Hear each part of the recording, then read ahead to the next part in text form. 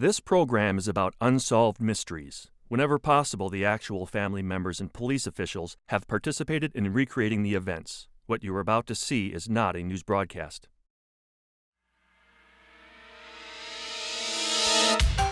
Tonight on Unsolved Mysteries, 18-year-old Lisa Marie Kimmell was brutally stabbed in Casper, Wyoming. Yet for weeks after police believe she was murdered, hundreds of people across the western United States claimed they saw Lisa or her car. For over 100 years, fortune hunters have tried to find Arizona's Lost Dutchman mine, and many men have died trying. Today, the gold could be worth over $200 million. Also a story of love and murder in the remote Louisiana bayou. An illicit romance led to one man's death and a young woman's mysterious disappearance. From a murder discovered in the swamps of Louisiana to a treasure lost in an Arizona mountain range, our stories have one thing in common. As yet, there is no solution. Perhaps you can help. Join me. You may be able to help solve a mystery.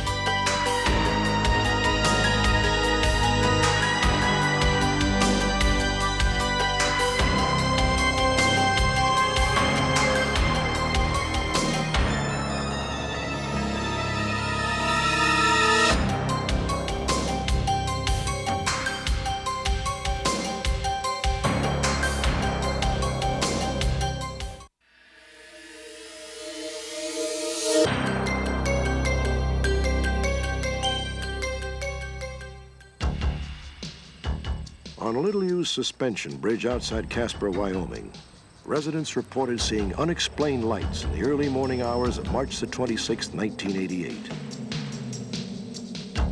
Police theorized that an unknown assailant, operating under cover of darkness, brought his victim, a young girl of 18, to the bridge.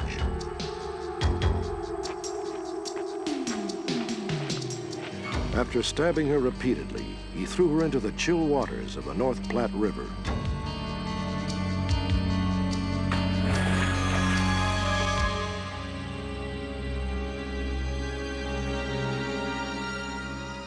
The victim was later identified as Lisa Marie Kimmell from Billings, Montana. She had been sexually assaulted prior to being killed in a manner that suggested some kind of bizarre torture. The savage nature of Lisa's murder is not the only perplexing aspect of this case.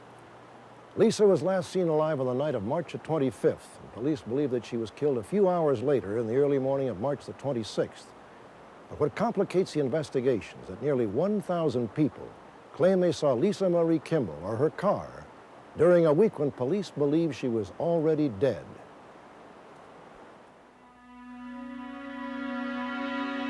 Lisa was 18 years old and worked as a manager at a fast food restaurant in Denver, Colorado. On March the 25th, she left town and headed for Cody, Wyoming to visit her boyfriend. Lisa's car, a black 1988 Honda CRX SI, carried the spunky license plate Lil Miss. The plan was that she was supposed to leave Denver and sometime after work and get to Cody to see me sometime late that evening. I talked to her about 4:30, and she was going to be leaving in about a half hour. I thought she'd be in about midnight or something like that. From Denver, Lisa had planned to travel to Casper, Wyoming on Interstate 25. From Casper, she would take a 2-lane road to Ed Jarrett's house in Cody. After spending the night there, she planned to go on to Billings, Montana to visit her parents. Weather conditions were good, so Lisa should have made the trip to Cody in 8 or 9 hours, arriving at Ed's house late Friday night. However, at 7 o'clock Saturday morning, she still had not arrived. Ed Jarrett frantically telephoned the highway patrols in 3 states.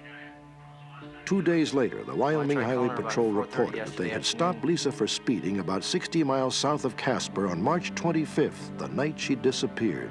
It was nearly 9 p.m. Friday night. 4 hours after Lisa had left Denver, she was right on schedule.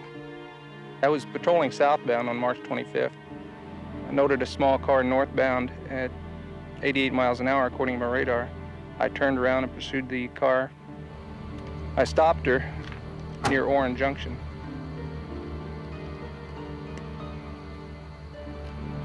Good evening, miss. May I see your driver's license, please? She was well kept, driving a nice car, the kind of person you'd like to have for a daughter. Okay, Miss Kimmell, I had you on my radar back there at 88 miles an hour. Is there any particular reason for your speed? I'm trying to hurry to Billings. I've got a friend who's going in for surgery. This was the last confirmed sighting of Lisa. Her signature on the citation and a routine voice recording the policeman made verify that it was definitely Lisa Marie Kimmell who was stopped that night. As the week went on, we realized the gravity of the situation.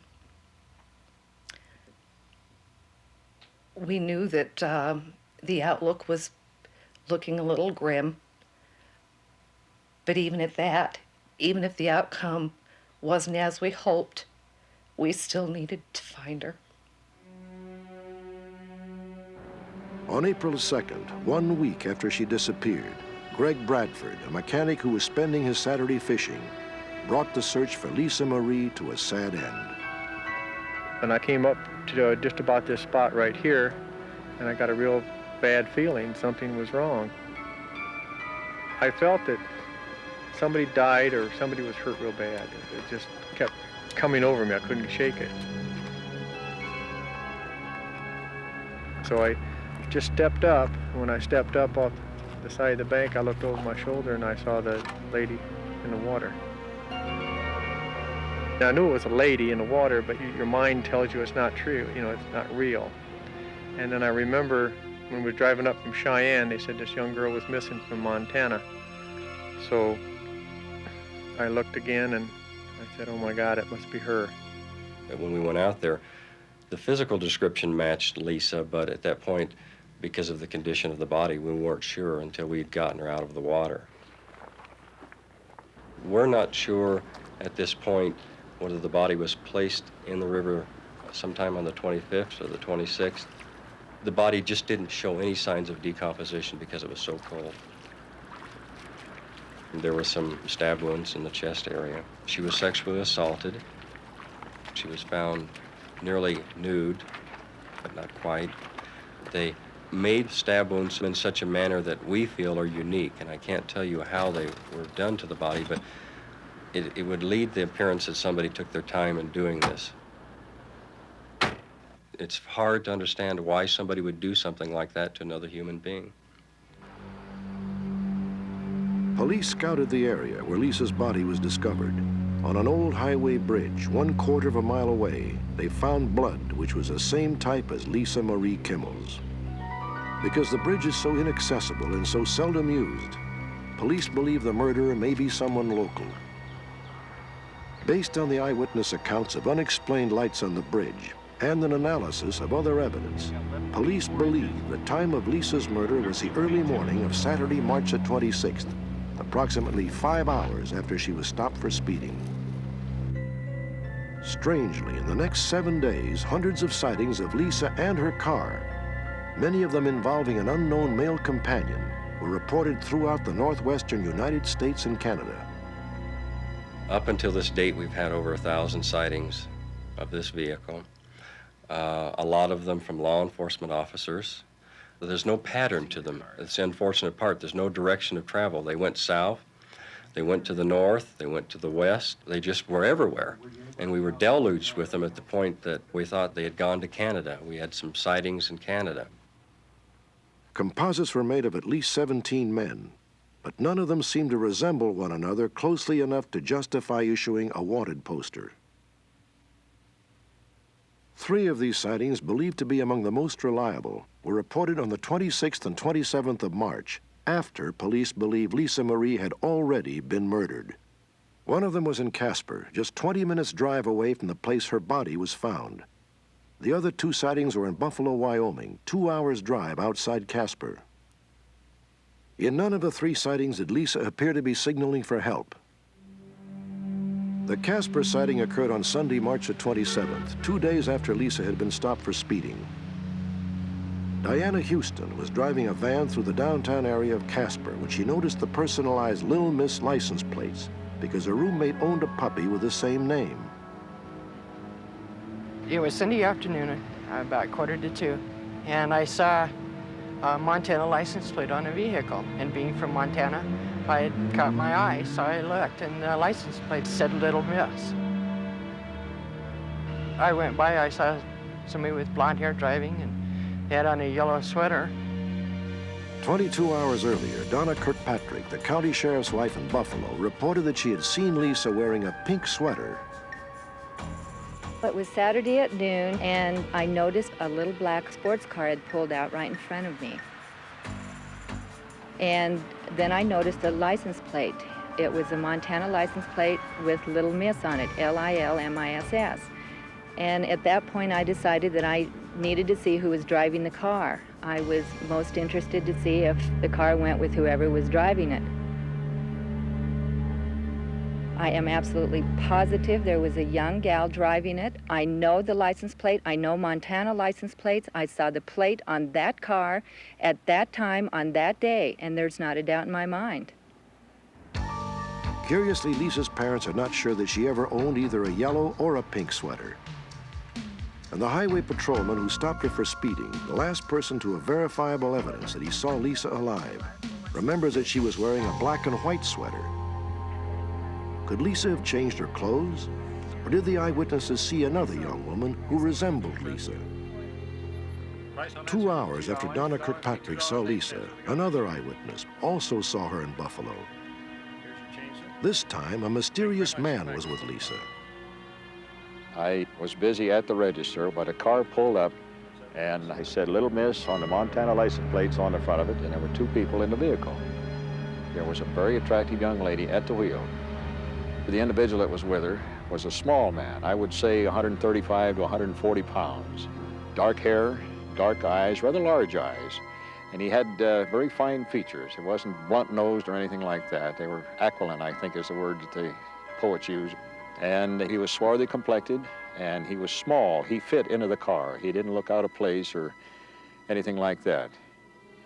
And a few minutes later, when I turned and looked again, the car had gone. If the three sightings of Lisa Marie Kimmell are reliable, they raise some disturbing questions. Was Lisa killed as the police think she was during the early morning hours of March the 26th? If she was, who was the woman seen driving Lisa's car in Casper and Buffalo? If Lisa was not killed on the 26th, why was she in Buffalo, more than 2 hours off the course of her planned journey? And if she was in jeopardy, why did she not signal for help when she was sighted?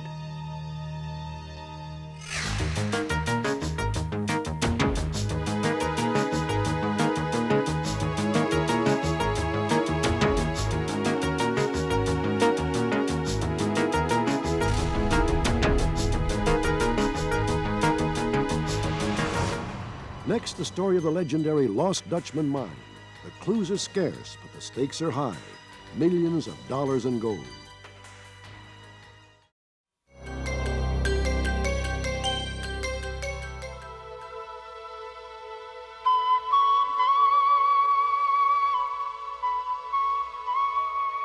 The Superstition Mountains in Arizona cover 160,000 acres of desolate, rugged terrain. According to legend, these mountains contain the richest deposits of gold in America, the Lost Dutchman's gold mine.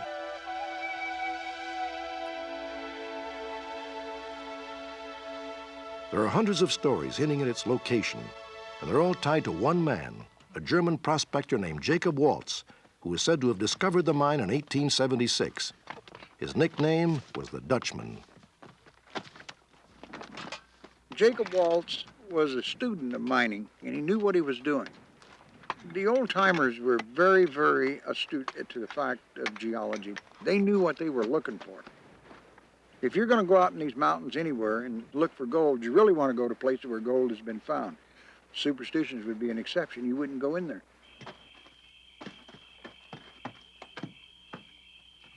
Waltz was one of the few who was prepared to prospect in unpromising locations, and apparently he was rewarded. 15 years later, in 1891, when Jacob Waltz was 80 years old, he decided to hide his mine. He is said to have dug a hole 6 feet deep at the entrance to the mine. He then laid in 2 solid layers of ironwood logs, filled the hole with dirt, and topped it with stones from the surrounding area. The Dutchman bragged that you could drive a pack train over the entrance to the mine and never know it was there.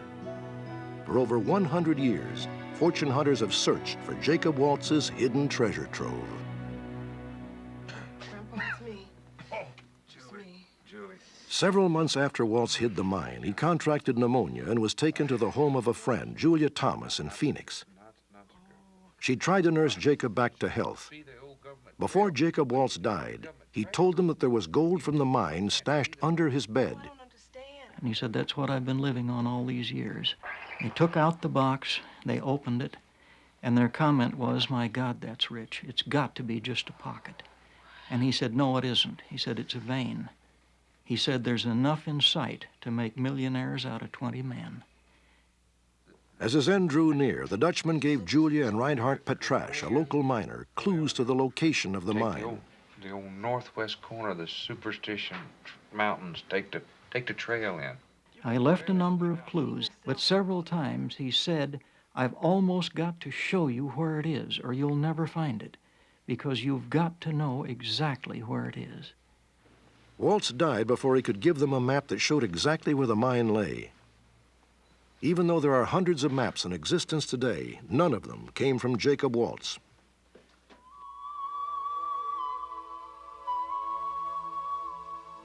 The only directions Julia and the Petrasch brothers had when they ventured into the mountains were the verbal clues Waltz had given on his deathbed. He said, the setting sun shines into the entrance to my mine and glitters on the gold, so it must have faced to the west. He said, you take the first gorge on the south side from the west end of the range. He said that you can see Weaver's Needle to the south from above my mine. Julia and the Petrasches were so anxious to get in the mountains, they actually went in midsummer when the mountains were hotter than hell in a bucket. And it must have been a real ordeal for all of them. They went in there for almost 5 weeks. They came out without any gold. And this was noted in the Arizona Republican in 1892. In fact, they called it the Queer Quest in search of gold. Julia had invested everything she owned into this expedition, but she returned penniless. Julia Thomas never attempted to return to the Superstition Mountains again. Reinhard Petrasch was accused by his brother Herman of not paying attention at Jacob's bedside and writing the clues down incorrectly. They never spoke again. Reinhard continued to search sporadically over the next 50 years. When his eyesight began to fail, Reinhard realized he would never find the mine and took his own life.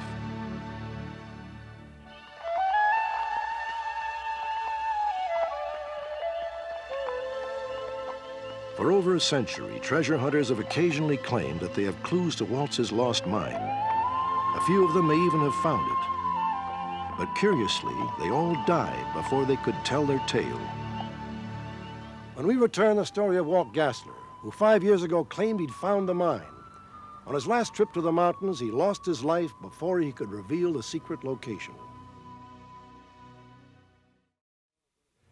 The Lost Dutchman's gold mine is one of the greatest living legends of the American Southwest. Some people say that it's just that, a legend. On the other hand, government studies indicate that there's a large quantity of gold located somewhere in the Superstitions. It is said that this matchbox was made from the high-grade ore that Jacob Waltz had in his possession when he died. The ore is so rich that if the mine were found today, it could be worth over $200 million. Almost 100 years later, a modern-day treasure hunter claimed he had found the mine. His name was Walt Gassler, head chef at the Biltmore Hotel in Phoenix. Using clues handed down from Jacob's deathbed description, Gassler had spent most of his free time looking for the famous ore. Bob Corbin, Walt. Walt Gassler. Nice to meet you. Have a seat. Thank you. When his health began to fail, he contacted two other prospectors. Well, what you got? One of them was Bob Corbin, the Attorney General of Arizona. This is a map to the area where I have my camp. He wanted to get together with me so that we could perhaps go with him and continue looking for the mine and with his directions after he had died. And he gave me his notes as well as a map as to where his camp was and where he believed the mine to be. Now, that's a good location. It could be there. 2 months later, Gassler called Bob's partner, Tom Collenborn, a local historian. Gassler was excited and claimed that he had finally located the Dutchman's mine. Walt Gassler called me on Sunday evening. He said, I'm going to the mine. I know exactly where it is. You and Corbin have to go. I just can't possibly break away in the morning. I could if you just give me a little bit of notice. I'd sure want to go in with you. He said, no, I can't wait any longer. I'm going to it. I'll see you when I get back, but I'm leaving in the morning. Walt Gassler was convinced that the mine existed from the clues that he had. Some of those clues he would not reveal. And the next morning, his wife took him out to the trailhead and dropped him off. See you in 3 days. Walt hiked alone into the superstitions, never to be seen alive again. 3 days later, he was found dead by ranch hand Don Shade. An autopsy proved he had died of a heart attack. I don't have a license to talk like a coroner. I thought he was dead probably 2 to 3 days. He looked to me like a nice little old man that found a lovely place to give up the ghost. Tom Collenborn? Yes. I'm Roland Gassler. How you doing, Roland? 1 month after Walt's death, Tom Collenborn had a surprising visitor. This man came over to my house, and he said he was Roland Gassler, Walt Gassler's son. And we were talking a few minutes. He says, well, you know, my dad found the Lost Dutchman in the superstitions. And he got out a piece of gold, showed it to me. Boy, that stuff really looks good. It looked very similar to the gold that allegedly came out of the Lost Dutchman mine. Where'd this come from? Came right straight out of my dad's backpack. Bob Corbin told me that you had a map that belonged to my dad. I wonder if you'd let me have that. Well, I don't have the map anymore, Roland, but I do have your dad's manuscript. Yes, that is my dad's. Apparently, Walt really had found the lost mine, and his son Roland planned to use the map and notes to retrace his father's steps. Well, I knew that you'd be interested, and I want to thank you for being cooperative on this. All right. We'll see you later. Okay, bye. 2 months later, as Tom was finishing a slide lecture, he was approached by another stranger who claimed he was Roland Gassler, Walt's son. Mr. Collenborn? Yes. Hi, I'm Roland Gassler. I've been wanting to meet you for a long time now. Well, I've sure met several Roland Gasslers lately. Well, Walt Gassler. And I think my jaw dropped 10 foot to the ground because it wasn't the same guy. I said, I ought to ask you for a driver's license or something. I said, you're the second Roland Gassler I've run into in the last couple of months. Sure looks like you're Roland Gassler. Yes, sir. After meeting 2 Roland Gasslers, I wondered who was really Roland Gassler. Who was the first man who claimed to be Roland Gassler? It appeared that he was an imposter who needed Walt's map so he could search for himself. But how had he gotten hold of the gold ore sample?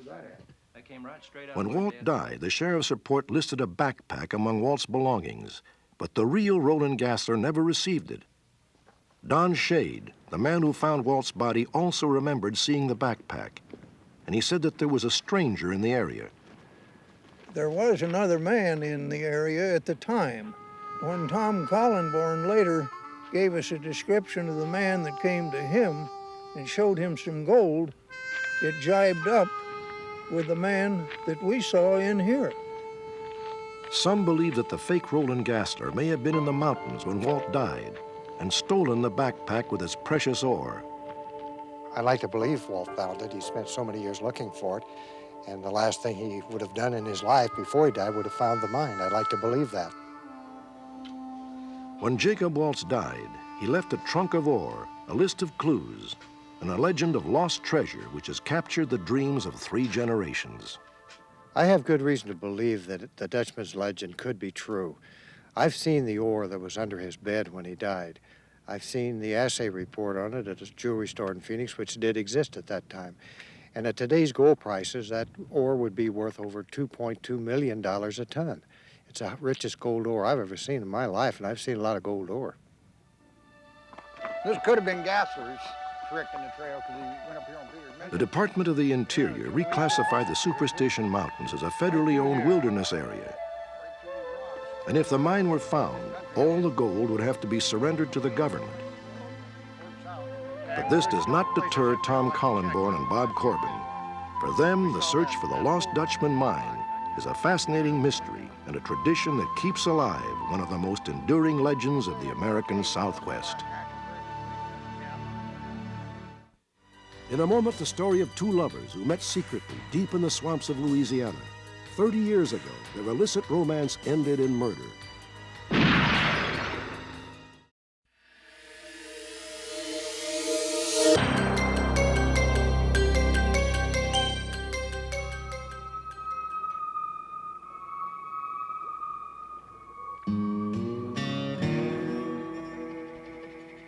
The Louisiana bayou country.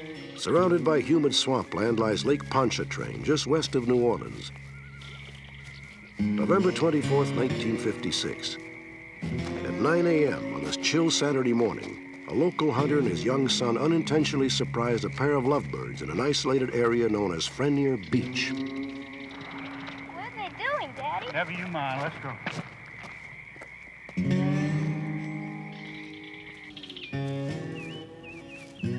The next morning, the two passed by the same spot and made a grisly discovery. The man they had surprised the day before lay dead of a gunshot wound in the front seat of the car. The woman was nowhere to be seen. The victim was identified as Thomas Hotard, a 46-year-old engineer from nearby La Plaza. Authorities later determined that the woman who had been with him the day before was 31-year-old Audrey Mote, a divorced mother of 3. She has not been seen for 32 years. This was probably the largest case that ever hit the area. It was all over New Orleans. It was all over Baton Rouge. Everybody was talking about, and they all wanted to know, where's the woman? Where did she disappear? Why did she disappear? Did they kill her? Did they bury her body? Did they throw her in a lake? 3 months before this happened, my mother told my grandmother that if anything happens to me, take the kids and get as far away from here as possible. Why would a 31-year-old woman in 1956 in a environmentally crime-free area say this? 3 decades ago, the case of Thomas Hotard and Audrey Mote was one of the most publicized and sensational stories in modern Louisiana history. The case still provokes discussions among the old-timers in the area. Most of those involved in the initial investigation have since passed away, but the mystery of the incident at Frenier Beach has remained to baffle the next generation. The newspaper obituaries in 1956 described Thomas Hotard as a quiet, hard-working family man, active in the church and with the Boy Scouts. He worked for a local chemical company. It was here in 1952 that he met Audrey Mote.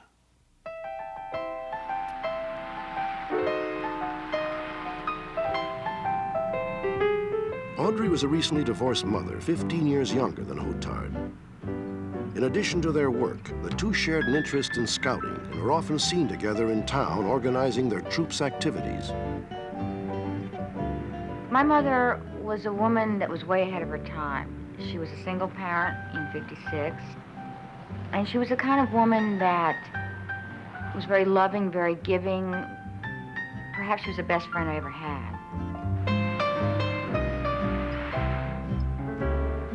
Even though Thomas was married, he and Audrey fell in love, but their romance was a deeply held secret. Audrey told her family that she had to work every Saturday, but it was a lie. For 2 years, Thomas Hotard kept the same schedule, telling his wife that he too was working on Saturdays. Unbeknownst to both their families, Hotard and Audrey spent these stolen days together. Hey, how you doing? Good now.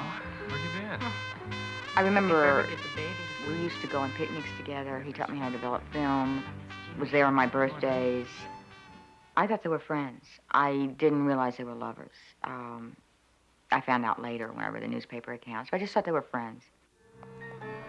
On Saturday, November 25th, Thomas and Audrey met in the plaza around 7:30 a.m., then drove together to their secluded lover's lane at the edge of Lake Pontchartrain. Sweet and slow, rock-a-bye me to and fro. Ironically, that Saturday was Audrey's birthday. It was a special day that was to end in tragedy.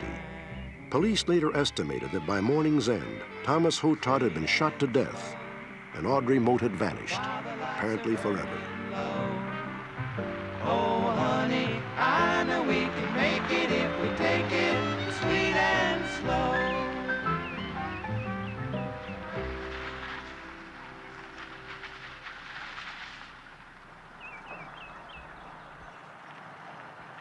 When the hunter made his grim discovery the next morning, he went straight to Percy Hebert, the sheriff of St. John the Baptist Parish. Hebert was the first to arrive at the scene.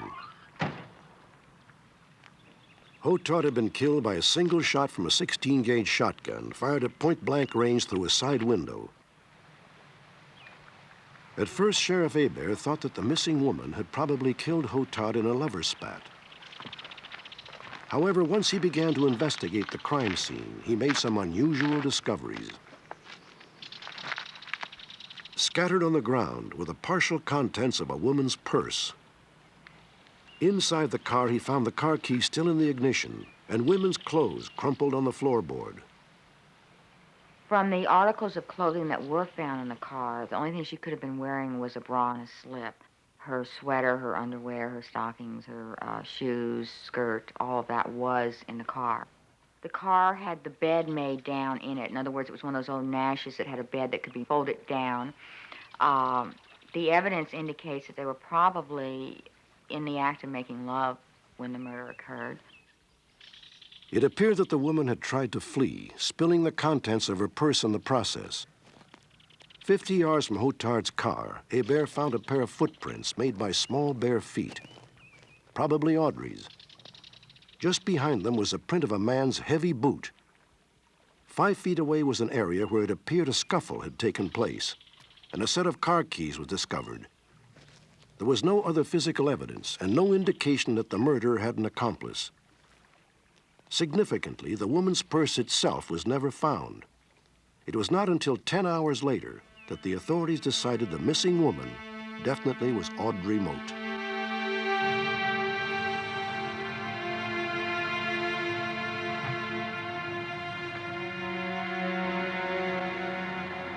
At 7:30 that same Saturday night, Sheriff Hebert found Audrey's car parked next to the cafe where she had met Hotard. The keys found at the crime scene fit the ignition. In a box on the back seat, he found the verses of a song from a musical, The King and I, handwritten by Audrey on a small file card. It read like an obituary for her secret, lost love affair. We kiss in the shadows. We hide from the moon. Our meetings are few and over too soon. We speak in a whisper, afraid to be heard. When people are near, we speak not a word. This was quite a scandal. It was quite a shock for this sleepy little town of La Crosse back in 1956. Everybody was buzzing, was talking about it. They all had their own theory of what happened. They all had idea of who could have committed the murder. They all had an idea of where Audrey Mote was, and they all wanted to help the sheriff because they saw a woman answering that description, going door to door, and all kinds of confusion. Believe me, confusion reigned supreme about that time. On December 6th, 2 weeks after the disappearance, Audrey's former mother-in-law received a strange phone call. Perhaps Audrey was still alive. Hello? Mom? Audrey? Mom, I'm in trouble. Audrey, is that you? I need help. Audrey? Audrey? Audrey? Then a waitress in New Orleans reported that she had seen Audrey in her restaurant around the same time that Mrs. Mote received the phone call. Will there be anything else, hon? No. The waitress said she recognized Audrey from seeing her picture in the paper. Audrey appeared to be very tired and her clothes were shabby. Audrey then left the restaurant when she realized the waitress was watching her. This was the last reported sighting of Audrey Mote. I couldn't let myself believe she was gone. I kept thinking she'd walk through the door. couldn't relate to Mr. Hotard being dead at all. That didn't register. But my mother not coming back, I thought everybody was lying to me. I just couldn't accept it. As the years went by, the sensational story slipped slowly from the headlines and eventually disappeared from the newspapers. The murder of Thomas Hotard and the disappearance of Audrey Mote soon became an obscure footnote in Louisiana folklore, until the case was suddenly revived more than 20 years later. In 1980, a sick and ailing old man told his family that he knew what happened to Audrey Mote. Do you remember that Hotard fellow what got killed in the swamp? And the big search for everybody looking around never did find out who killed him? And that Mote woman, what they never found? But ain't nothing in that swamp goes on, what I don't know. Several months before he died, Ernest Acosta made a startling confession. He claimed that his common-law wife at the time, Caroline Slesher, had murdered both Thomas Hotard and Audrey Mote, and that he had helped her dispose of the bodies. Caroline died in 1979. And it was Caroline what shot both those two.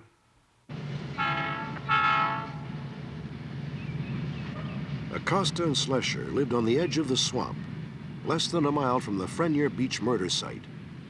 Both had surly reputations, and Acosta was known to sit in his front yard and take pot shots at any passers-by that strayed too close to the house. My father was a very mean person. He had no respect for nobody. And if you would come up to him and ask him anything, he wouldn't answer you.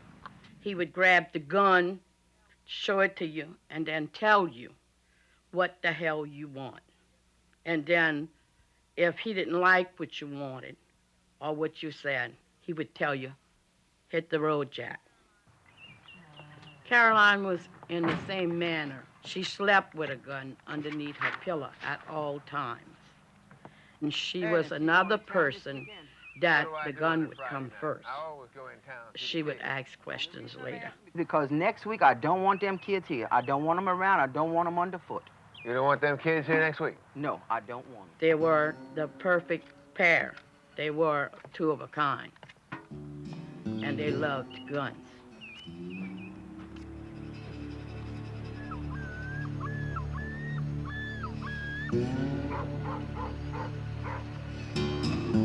Marville Corona claims to know of at least 2 occasions when Hotard and Audrey came to the house. Both times they apparently argued with Caroline, but no one knows why. My father said that they knew something about Mrs. Caroline Slusher. What you want here, Hotard? We don't want any trouble. What they knew, I do not know. We ain't got nothing to talk about, boy. Miss Caroline, but according to him, Mrs. Motes was related to Mrs. Slusher, some kind of way. All right, make sure this is the last time, boy. Come on. And you better watch your manners. And don't talk that trash talk in my house. The night before the body was found, Marville says her father was away visiting his children. Apparently, Caroline phoned him, and he rushed home.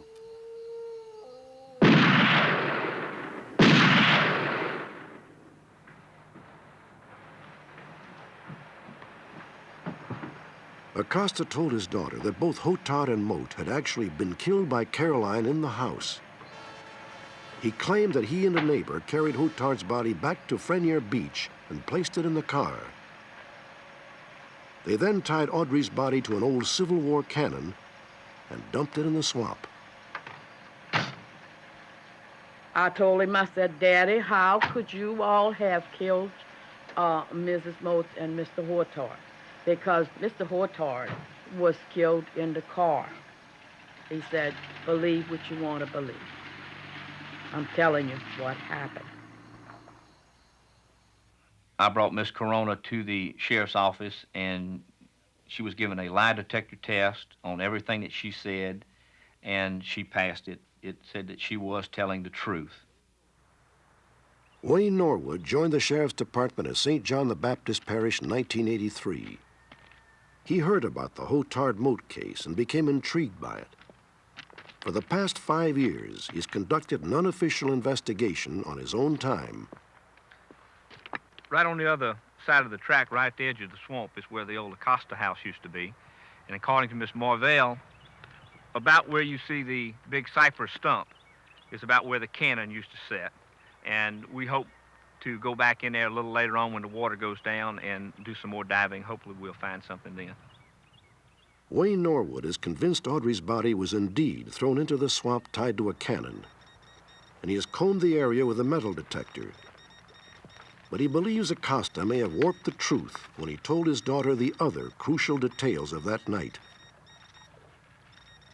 Mr. Acosta said that his wife had actually done the killing and that he had helped hide the body, but this is one of the things that I disagree with. I think that this was his way of telling what had happened, but not letting the kids know that he actually did the murder, just relieving his conscience. I think this was his way of doing it.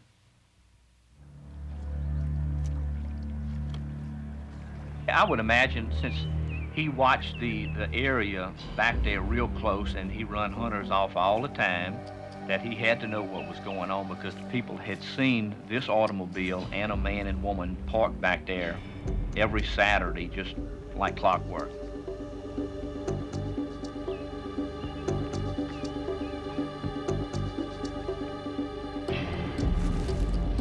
My theory is that he had been watching them, and this particular time that he was watching them and probably got excited, and I think it was a sex crime.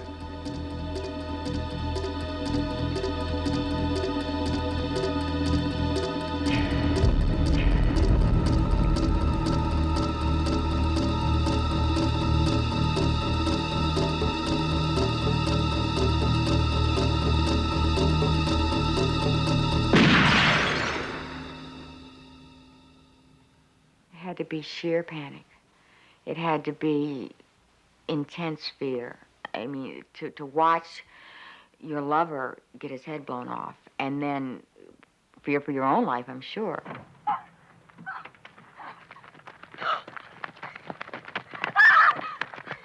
He only lived about a mile from the murder scene. There were no tire marks, according to the investigation.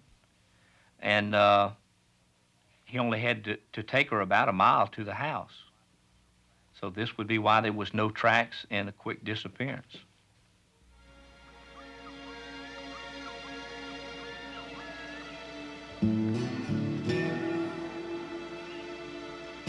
The scene of the crime has changed considerably since that tragic Saturday morning in 1956. The actual spot where Thomas Hotard died is now 100 yards offshore, reclaimed by the waters of Lake Pontchartrain. And Audrey Mote, her fate remains a mystery hidden in the murky swamp surrounding the lake. I think it's always going to be in the back of my mind, in my heart, to want to know what happened. I hope that whatever happened, that it was quick, that she didn't suffer, that she wasn't put through a lot. But I need to know.